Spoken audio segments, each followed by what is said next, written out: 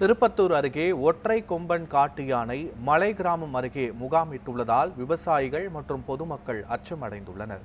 திருப்பத்தூர், வேலூர் மற்றும் திருவண்ணாமலை மாவட்டங்களில் உள்ள வனப்பகுதிகளில் ஒற்றை கொம்பன் காட்டு யானை கடந்த சில நாட்களாக சுற்றி வருகிறது.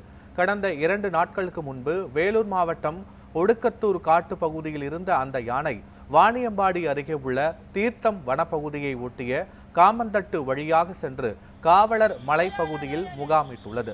வனத்துறையினர் அந்த யானையை வனப்பகுதிக்குள் விரட்டினாலும் விவசாய நிலங்களில் நுழைந்து பயிர்களை நாசம் செய்யும் என விவசாயிகள் அச்சமடைந்துள்ளனர்.